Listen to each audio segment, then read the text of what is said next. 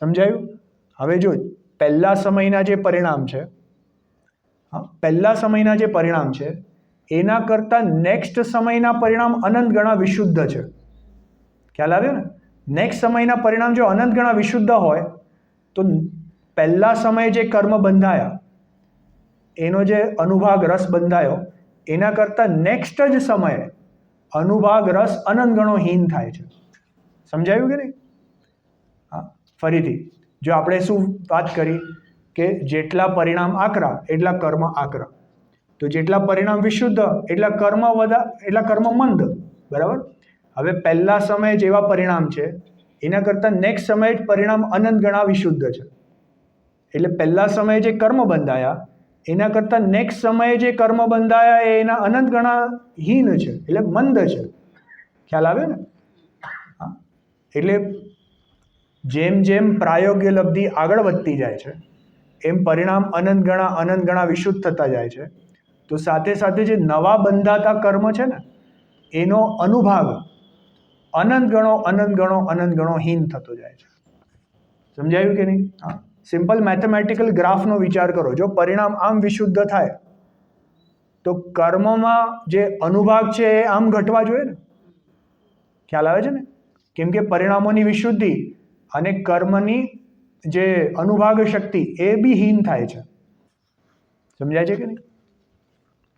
તો જો that is the fourth condition, અનુભાગ બંધાપસરણ.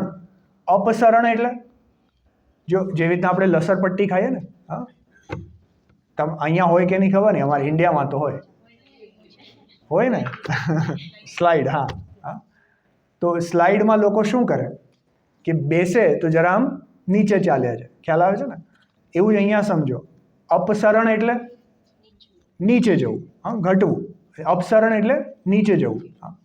બંધાપસરણ એટલે કે બંધમાં ઘટાડો થવો. ખ્યાલ આવે ને? બંધમાં ઘટાડો થવો. તો કોનો ઘટાડો થવો? અનુભાગ બંધાપસરણ. ખ્યાલ આવે ને? અનુભાગ બંધનો ઘટાડો થવો. સિમ્પલ. તો જો જેમ જેમ પરિણામો વિશુદ્ધ થતા જાય છે એમ અનુભાગ બંધ પ્રાયોગ્ય લબ્ધિમાં ઘટતો જાય છે. એને કહેવાય અનુભાગ બંધાપસરણ. બરાબર છે? હા. એટલે સમજો, જો દર્શન મોહનીય જે કર્મ હોય ને, મિથ્યાત્વ કર્મ, મિથ્યાત્વ કર્મની ઉત્કૃષ્ટ સ્થિતિ કેટલી હોય છે? 70 કોડા સાગરોપમ. બોલો, 70 કોડા કરોડ ઇન્ટુ કરોડ સાગરો સુધી. હમણાં એક સમયમાં જે જીવ મિથ્યાત્વ પરિણામ કરે છે તો આટલા લાંબા સમય સુધી તે કર્મ ઉદયમાં આવ્યા કરે છે. સમજાય છે ને? આપણે એક પરિણામનો દોષ કેટલો મોટો છે. એ 70 કોડા સાગર સુધી ઉદયમાં આવતા રહે છે. પણ જો 70 કોડા જે છે ને એ સૌથી તીવ્ર મિથ્યાત્વ ફળના ઉદય છે. હવે વર્તમાનમાં આપણે સ્વાધ્યાય આદિ કરી રહ્યા છે તો એ તીવ્ર મિથ્યાત્વ નથી, થોડું મંદ છે. અને સમજો કે આપણે કોઈ તત્વ વિચાર આદિમાં એ 5 લબ્ધિની પહેલાં બી જરા સ્વાધ્યાય આદિ કરવા બેસીએ તો એ 70 વાળા નથી હોતા. સમજો ને? અમુક ટેન્સ ઓફ કોડા સાગરોપમ હશે. 10 હોય, 20 હોય, 30 હોય, નો બડી નોઝ. પણ એટલા જાતના મિથ્યાત્વના પરિણામ થાય છે. હવે જ્યારે પ્રાયોગ્ય લબ્ધિ શરૂ થઈ ત્યારે સમજો 30 કોડા સાગરોપમના જીવના મિથ્યાત્વના બંધ થતા હતા. અને એ પ્રાયોગ્ય લબ્ધિનો અંતર્મુહૂર્તનો કાળ છે ને, તો અંતર્મુહૂર્તમાં અસંખ્યાત સમયો હોય છે. તો અસંખ્યાત વાર અનંતમો ભાગ એમ કરતાં કરતાં કશાય કેટલો ઘટ્યો હશે. સમજાય છે કે નહીં? હા. જો પહેલા સમયે જેટલો જીવના કશાયના પરિણામ હતા એના કરતાં બીજા સમયે અનંતમાં ભાગના રહી ગયા, ત્રીજા સમય એનાથી અનંતમાં ભાગના, ચોથા સમય એનાથી અનંતમાં ભાગના, એમ કરતાં કરતાં અસંખ્યાત સમયમાં કેટલા ઘટી ગયા હશે. તો સામે જો મિથ્યાત્વનો જે નવો બંધ થાય છે ને, એ નવો બંધ બી એટલો ઘટતો જાય છે. તો જો મેં પહેલા અનુભાગની વાત કરી કે અનુભાગ ઘટતો જાય એને કહેવાય અનુભાગ બંધાપસરણ. હવે એની ઉપર જો સ્થિતિ બંધાપસરણ એટલે શું, લોજિકલી શું કહે છે? સ્થિતિ બંધાપસરણ એટલે શું હશે? જે નવા કર્મ બંધાય છે ને એ નવા કર્મ બંધાવાની સ્થિતિ એટલે એનું ડ્યુરેશન, એ ડ્યુરેશન ઘટતા જવું. એટલે જે મેં એક્ઝામ્પલ આપ્યું કે સમજો 30 કોડાકોડી સાગરોપમ મિથ્યાત્વના કર્મ એટ ધ બિગિનિંગ ઓફ પ્રાયોગ્ય લબ્ધિ છે, તો એ એટ ધી એન્ડ ઓફ પ્રાયોગ્ય લબ્ધિ એ અનંત ગણા ઘટીને that will come in less than 1 કોડાકોડી સાગરોપમ. ખ્યાલ આવે? 30 કોડાકોડી સાગરોપમથી 1 કોડાકોડીથી નીચે આવી જાય છે. ખ્યાલ આવ્યો ને? જો પ્રાયોગ્ય લબ્ધિની એક વિશેષતા શું છે કે પ્રાયોગ્ય લબ્ધિના અંત સુધી જેટલા પણ કર્મ છે એક આયુને છોડીને બાકી બધા જ કર્મની સ્થિતિ 1 કોડાકોડી સાગરોપમથી અંદર આવી જાય છે. એને અંતઃ કોડાકોડી સાગરોપમ કહેવાય છે. ખ્યાલ આવે? આ બે વસ્તુ સમજાય, અનુભાગ બંધાપસરણ અને સ્થિતિ બંધાપસરણ. એટલે સિમ્પલ ભાષામાં જેમ પરિણામોની વિશુદ્ધિ થતી જાય તો નવા બંધાતા કર્મનો અનુભાગ ઘટતો જાય છે અને સ્થિતિ ઘટતી જાય છે. સિમ્પલ છે ને? કશાય ભાવોથી અનુભાગ ને સ્થિતિ નક્કી થાય છે, તો કશાય ઘટતા ઓલા બે ઘટતા જાય છે. આટલું સમજાયું કે નહીં? હા, ચલો 50% વિક્ટરી. હા, જો આટલું સમજાય છે. હવે જો આગળ ઉપરના બેમાં જઈએ છે, જો જેવી રીતના મેં કહ્યું કે પહેલા સમયે જે કર્મો બંધાયા એ આવ્યા, પછી બીજા એમાં એડ થઈ ગયા, ત્રીજા એમાં એડ થઈ ગયા, ચોથા એમાં એડ થઈ ગયા, તો એમ આખો અહીંયા જથ્થો પડ્યો છે ને. હવે આખો જે જથ્થો પડ્યો છે સમજો એ બધાની ક્યુમ્યુલેટિવ સ્થિતિ, ક્યુમ્યુલેટિવ એનું ડ્યુરેશન 100 યર્સનું છે. ઇમેજિન કરો. હવે જેમ જેમ પ્રાયોગ્ય લબ્ધિનો કાળ આગળ વધતો જાય છે એમ એમ બહુ ઇન્ટરેસ્ટિંગ ઘટનાઓ બને છે. જો સમજો ઇન્ટરેસ્ટિંગ શું બને છે. જે આપણે અપકર્ષણ જોયું ને, અપકર્ષણ એટલે શું કે ઉપરના એટલે જ એની સ્થિતિ અધિક હતી, એનું ડ્યુરેશન અધિક હતું, એનું ડ્યુરેશન ઘટી જવું. ખ્યાલ આવે? જે 100 વર્ષે ઉદયમાં આવવાના હતા એ ઘટીને 50 વર્ષે ઉદયમાં આવી જાય એને કહેવાય અપકર્ષણ. બરાબર? તો હવે સમજો કે over a period of time એટલા બધા કર્મ જમા થઈ ગયા કે જે 100 વર્ષે ઉદયમાં આવવાના છે ત્યાં લેટ્સ સે 10,000 કર્મ પડ્યા છે. હવે જેમ જેમ પ્રાયોગ્ય લબ્ધિનો કાળ શરૂ થયો એમાં પહેલા એ 10,000માંથી 100 કર્મ નીચે આવી ગયા. નીચે એટલે એની સ્થિતિ ઘટી ગઈ. ખ્યાલ આવે ને? હવે બીજા સમયે એમાં હજી 1000 કર્મ નીચે આવી ગયા, 1000 કર્મની સ્થિતિ ઘટી ગઈ. ત્રીજા સમયે સમજો 5,000ની સ્થિતિ ઘટી ગઈ. એમ કરતાં કરતાં જેમ જેમ સમયો આગળ ગયા એમ એમ પેલા 10,000 કર્મ હતા ને બધાની સ્થિતિ ઘટી ગઈ. ખ્યાલ આવે ને? એટલે સમજો આપણે એમ સમજો કે લોકો લાઈન લગાવીને ઊભા હોય, લાઈન લગાવીને ઊભા છે અને દરેક પોઈન્ટ ઉપર 5 લોકો, 7 લોકો, 10 લોકો એમ કરીને ગ્રુપ્સમાં ઊભા છે. હવે જે લાઈનમાં છેલ્લો વ્યક્તિ ઊભો છે, છેલ્લું ગ્રુપ ઊભું છે, સમજો એમાં 5 લોકો છે. એ છેલ્લું ગ્રુપ એ 10મું ગ્રુપ છે. સમજો પહેલું ગ્રુપ, બીજું ગ્રુપ, ત્રીજું એમ કરીને 10મું ગ્રુપ છે. હવે એમ શું થયું કે પહેલા સમયે ગુપચુપ એક વ્યક્તિ ત્યાંથી આવીને વચમાં ઘૂસી ગયો. પેલું 7 જણનું ગ્રુપ હતું ને એમાંય જોડાઈ ગયો તો 8 જણ થઈ ગયા ત્યાં, અને ત્યાં કેટલા થઈ ગયા? 5માંથી 4 થઈ ગયા. હવે બીજા સમયે બીજો વ્યક્તિ ત્યાંથી ગુપચુપ નીકળીને હજી આગળ આવીને ક્યાંક જોડાઈ ગયો. તો એ સમજો ત્યાં 5 હતા એમાંથી 6 થઈ ગયા. ત્રીજા સમયે એક, ચોથા સમયે એમ કરીને 5મા સમયે તો છેલ્લો વ્યક્તિ ત્યાં છે ને એ ગુપચુપ નીકળીને વચમાં ક્યાંક ઘૂસી ગયો. તો શું થયું કે 5 સમય પછી તો એ આખો 10મું ગ્રુપ જ ખાલી થઈ ગયું. સમજાયું કે નહીં? 5 સમય પછી આખું 10મું ગ્રુપ જ ખાલી થઈ ગયું અને એ જેટલા લોકો હતા એ બધા વચમાં ક્યાંક ને ક્યાંક ઘૂસી ગયા. એવી જ રીતે સમજો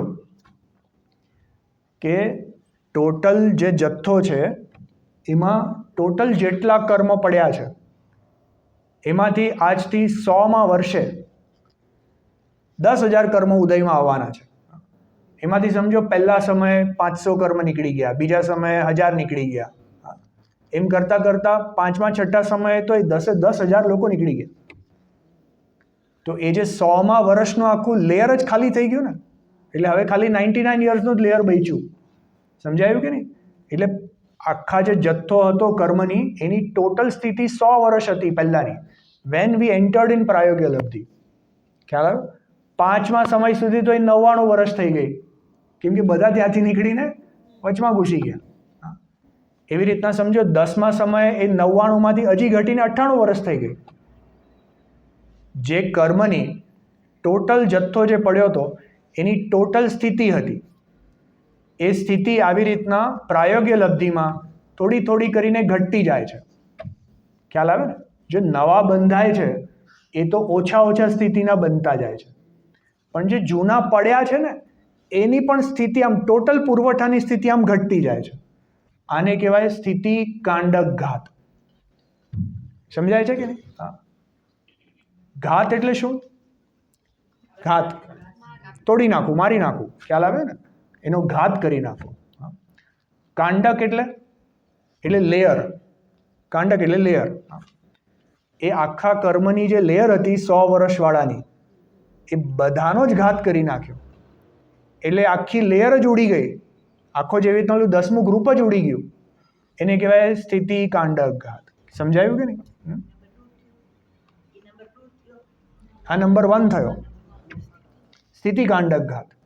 કેમ કે સ્થિતિ ઘટી. ખ્યાલ આવે ને? હવે નંબર 2 સિમિલર છે. જે આપણે ટાઈમમાં સ્થિતિ ગણીએ છીએ એની બદલે પેલું અવિભાગ પ્રતિચ્છેદમાં અનુભાગનું લેયર બનાવો. એટલે જે સૌથી તીવ્ર મોસ્ટ કર્મનું ગ્રુપ છે, જેમ જેમ પરિણામો વિશુદ્ધ થતા ગયા એમ પેલા તીવ્ર મોસ્ટ કર્મનું આખું લેયર જ ઉડી ગયું. એને કહેવાય અનુભાગ કાંડક ઘાત. સમજાયું કે નહીં? હા. જો જેમ જેમ જીવ દેશના લબ્ધિમાંથી પ્રાયોગ્ય લબ્ધિમાં આવે છે, જો એઝ સચ તો દેશનાથી પ્રાયોગ્યમાં શું બદલાયું? કંઈ ન બદલાયું, ખાલી પરિણામોની વિશુદ્ધિ થઈ. ખ્યાલ આવે ને? પણ જે પહેલા અહીંયાથી શરૂ થયું હતું દેશના લબ્ધિ વખતે, એટ ધ બિગિનિંગ ઓફ દેશના લબ્ધિ એ અહીંયા આવીને ખતમ થયું. હવે પ્રાયોગ્ય લબ્ધિ અહીંયાથી શરૂ થયું તો અહીંયા આવીને ખતમ થયું. તો પરિણામોમાં વિશુદ્ધિ કેટલી વધી કે પહેલા કરતાં અનંત ગણી વધતી ગઈ. અને જેમ જેમ પરિણામોમાં અનંત ગણી વિશુદ્ધિ વધતી ગઈ એમ એમ અંદર જે કર્મની હાલત છે, જો કર્મ શું છે? આ કર્મ બિચારા કંઈ નથી, માટી ધૂળ છે. સમજાય છે ને? કર્મ કંઈ ખરેખર કંઈ જીવની કોઈ સત્તામાં કંઈ અડતા નથી, સ્પર્શતા નથી, એના રૂપ થતા નથી. જીવના પરિણામથી કર્મમાં કંઈ થતું નથી, કર્મથી જીવમાં કંઈ થતું નથી. પણ જેવી રીતના પેલું થર્મોમીટરમાં મર્ક્યુરી હોય ને, એ મર્ક્યુરી કંઈ શરીર નથી અને શરીર મર્ક્યુરી નથી, પણ તો પણ એ મર્ક્યુરી શરીરનું તાપમાન બતાવે છે. એવી જ રીતે આ કર્મ છે ને જીવના પરિણામોને બતાવે છે. હવે જેમ જેમ જીવના પરિણામ વિશુદ્ધ થતા જાય છે તો કર્મમાં એવી ઉથલ પાથલ થતી જાય છે. સમજાય છે ને? હા. પરિણામોનું વિશુદ્ધ થતા, હા, જો મેં હવે વધારે ડિટેલમાં હું ગયો નથી, પણ હવે હું એક હું નાખી જ દઉં. આ જેટલું આપણે ઘટાડો કીધું ને, આ બધું પાપ પ્રકૃતિમાં ઘટાડો છે. ખ્યાલ આવ્યો ને? જે પુણ્ય પ્રકૃતિ છે એ શું કામ ઘટે? જેમ જેમ વિશુદ્ધિ વધે છે એમ પુણ્ય પ્રકૃતિ તો વધવી જોઈએ ને. સમજાય છે કે નહીં? એટલે જો અનુભાગનું જે ઘટાડો છે એ પાપ પ્રકૃતિનો, એટલે ઘાતી કર્મ તો બધી પાપરૂપ જ છે, એટલે એમાં ઘટાડો થાય છે. અને અઘાતી કર્મમાં જે પાપરૂપ છે એનો બી ઘટાડો થાય છે. અને જે પુણ્યરૂપ પ્રકૃતિ છે તો દર સમયે વિશુદ્ધિ અનંત ગણી થતા એ પુણ્ય પ્રકૃતિનો અનુભાગ અનંત ગણો વધતો જાય છે. સમજાય છે કે નહીં? જો જેવી રીતના નાનું બાળક હોય ને, એને તમે પહેલા જ ધોરણથી 10માના ઇક્વેશન ન ભણાવી શકો. એટલે એ શરૂઆતમાં તો ABCD જ શીખાડવું પડે. પણ જો 10મા ધોરણમાં 10માના ઇક્વેશન ન ભણાવો ને તો એક ફાયદો નહીં. ખ્યાલ આવ્યો ને? હવે આપણે આ ક્લાસમાં 1 કલાકથી છે, એટલે શરૂઆત તો મેં ઇઝીથી કરી હતી, પણ જો હમણાં હું અઘરું ન કરું તો પછી મતલબ નહીં ને. જો સમજો, આ ભલે આ ક્યારેક ન સાંભળ્યું હોય, નવી વસ્તુ છે, ક્યારેક તો સાંભળવાની છે ને. જો જેમ જેમ પ્રાયોગ્ય લબ્ધિમાં પરિણામો અનંત ગણા વિશુદ્ધ થતા ગયા, એમ એમ નવા બંધાતા કર્મના સ્થિતિ અને અનુભાગ બી ઘટ્યા, અને જૂના સત્તામાં જે પડ્યા હતા એના સ્થિતિ અને અનુભાગ બી ઘટી ગયા. તો જે અંદર પડ્યા હતા એ ઘટી ગયા, એને કહેવાય કાંડક ઘાત. જે હતા એનો ઘાત થઈ ગયો. અને જે નવા બંધાતા એમાં તો દર સમય નવા બંધાય છે ને, તો દર સમયે જે બંધાય છે એનો ઘાત કેવી રીતના કરો? અહીં તો હજી બંધાય છે, તો એમાં ઘટતા ઘટતા બાંધવામાં આવે છે. ખ્યાલ આવે ને? જો આ 4 વિશેષ ઘટનાઓ એ પ્રાયોગ્ય લબ્ધિમાં થાય છે. હવે કરણ લબ્ધિમાં તો 8 ઘટનાઓ થવાની છે. ખ્યાલ આવે છે ને? પણ એ 8 માંથી 4 આ જ છે, એટલે ચિંતા ના કરો. આ જે 4 ઘટનાઓ શરૂ થઈ પ્રાયોગિક લબ્ધિમાં, એ કરણ લબ્ધિમાં બી કન્ટિન્યુ રહે છે. કેમ કે જો લોજિક તો એ જ છે ને, જેમ જેમ દેશના લબ્ધિથી પ્રાયોગ્યમાં ગયા તો પરિણામોની વિશુદ્ધિ વધી. હવે પ્રાયોગ્યમાંથી કરણમાં જશે તો હજી પરિણામોની અનંત ગણી વિશુદ્ધિ વધશે. તો હજી અનંત ગણી વિશુદ્ધિ વધશે તો અંદર પડેલા કર્મોમાં જેટલું વાઇબ્રેશન, જેટલા રિક્ટર સ્કેલ પર પ્રાયોગ્ય લબ્ધિમાં ભૂકંપ આવ્યો હતો, તો હવે કરણ લબ્ધિમાં એનાથી વધારે મોટો ભૂકંપ આવવાનો છે. એટલે એ કર્મમાં હજી ઘટાડો થશે. અને જે નવા બંધાય છે એ પણ હજી ઘટતા જશે. જો એક હજી વસ્તુ મેં મિસ આઉટ કરી દીધી, જેમ જેમ પ્રાયોગ્ય લબ્ધિમાં પરિણામોની વિશુદ્ધિ વધતી જાય છે, એમ એમ એટ સર્ટન લેવલ અમુક જે પાપરૂપ પ્રકૃતિ છે ને એનો બંધ જ અટકી જાય છે. ખ્યાલ આવે ને? જેવી રીતના સમજો નરક ગત્યાનું પૂર્વી, પછી તિર્યંજ ગત્યાનું પૂર્વી, જે આ બધી પ્રકૃતિઓ છે એ પ્રાયોગ્ય લબ્ધિમાં જ વચ્ચે એવો કોઈક ફેઝ આવે છે જ્યાં પરિણામોની વિશુદ્ધિ એટલી વધી જાય છે કે એ પ્રકૃતિઓ હવે બંધાતી જ નથી. ખ્યાલ આવે? અંદર પડી છે પણ નવી બંધાવાની બંધ થઈ જાય છે. એની કહેવાય પ્રકૃતિ બંધાપસરણ. ખ્યાલ આવે ને? જો એવી ટોટલ 46 પ્રકૃતિઓ છે. 46 પ્રકૃતિઓ છે જે આ પ્રાયોગ્ય લબ્ધિના સમયમાં બંધાવાની બંધ થઈ જાય છે.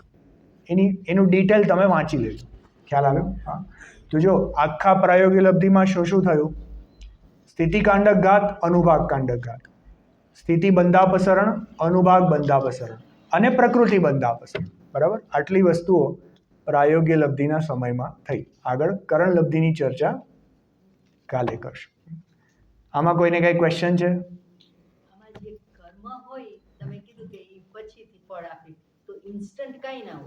ઇન્સ્ટન્ટ કાંઈ ન હોય. હમણાંના પરિણામનું ફળ હમણાં નથી મળતું.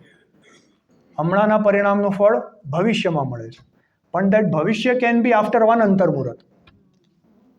મિનિમમ 1 અંતર્મુહૂર્ત અને મેક્સિમમ 70 કોડાકોડી સાગરોપમ. અનેક અસંખ્યાત ભવ સુધી, અનંત તો ન કહી શકાય, અસંખ્યાત ભવ સુધી મળી શકે.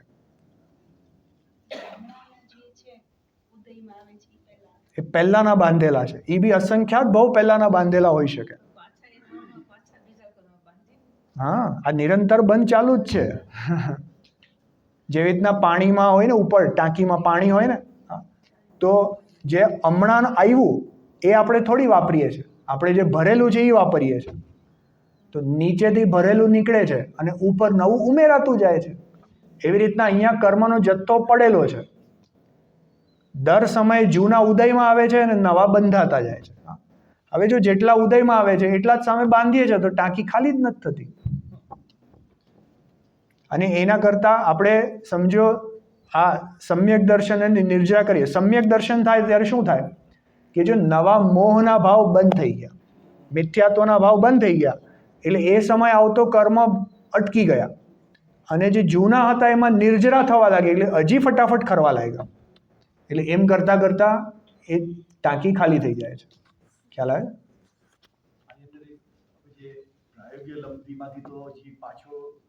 આવી શકે છે. હા એ વળી પાછા બંધાઈ જાય છે. જો આ આમનો પોઈન્ટ બહુ સરસ છે. આ ચોથી પ્રાયોગ્ય લબ્ધિ છે ને ત્યાં સુધી રિવર્સિબલ છે. જીવ આટલો ઉપર ચડીને પાછો પડી શકે છે. ઇનફેક્ટ પ્રાયોગિક અવધિ સુધી અભવી જીવ બી આવી શકે છે.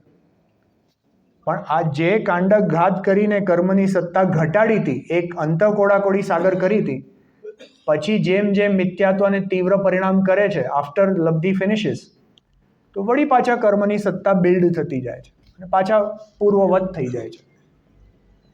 બોલો બેન. જ્યારે માણસ મરી જાય પછી એને બીજો જન્મ લે ત્યારે આ કર્મને કંઈ ઇફેક્ટ કરે કે જો આખો કર્મ જે છે ને જથ્થો એ આખો સાથે ને સાથે જાય છે. હા, એટલે એમ અસર નથી કરતી, પણ અસર કેવી રીતના કરે છે કે જો વર્તમાનમાં હું મનુષ્ય છું તો મનુષ્ય ગતિને રિલેટેડ કર્મનો ઉદય આવે છે. મનુષ્ય ગતિનો ઉદય છે, મનુષ્ય ગત્યાનુપૂર્વીનો ઉદય છે, ત્રસ કર્મ પ્રકૃતિનો ઉદય છે, કેમ કે હું ત્રસ જીવ છું, પંચેન્દ્રિયનો ઉદય છે, સંજ્ઞીપણાનો ઉદય છે.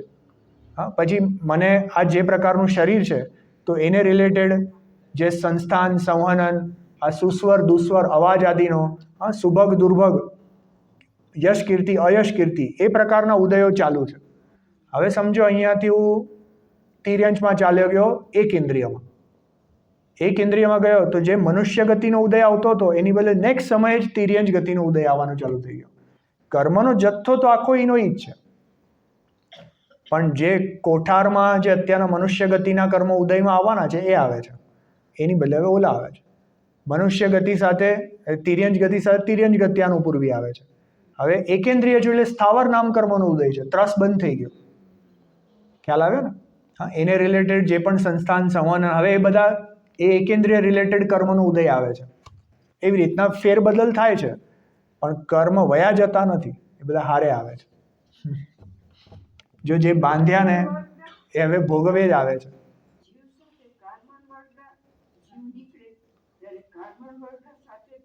સાથે જાય છે, તેજસ અને કાર્મણ સાથે જાય છે. હા,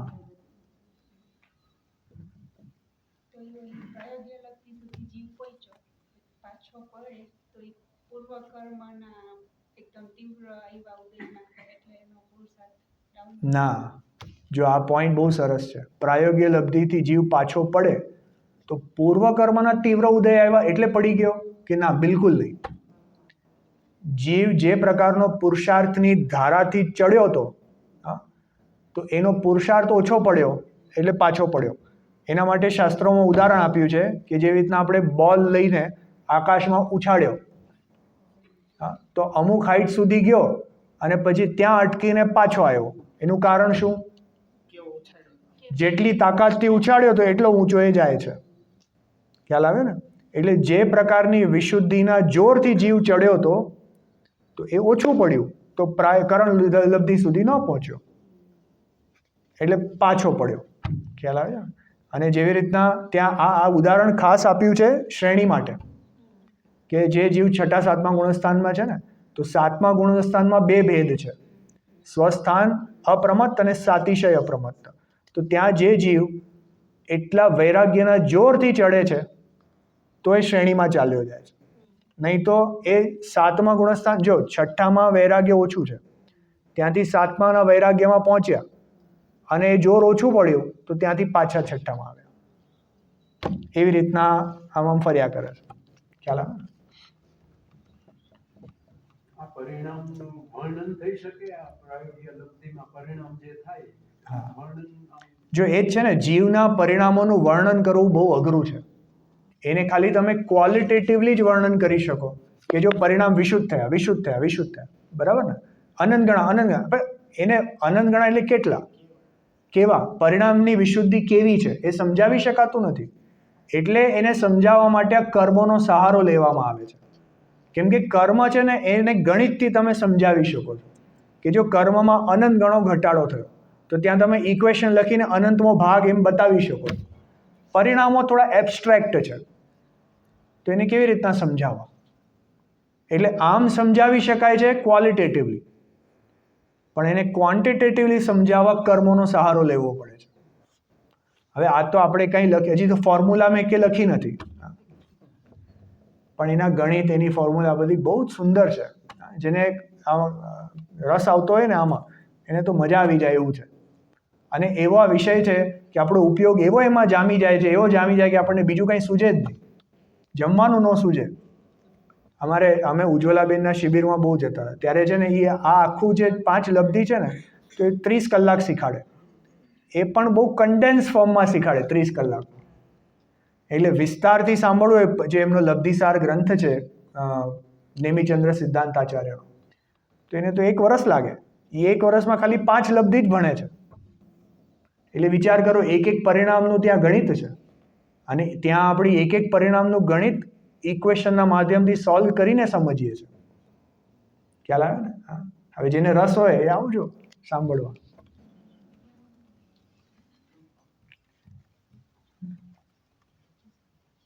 ચાલો જીનવાણી સ્તુતિ કરીએ.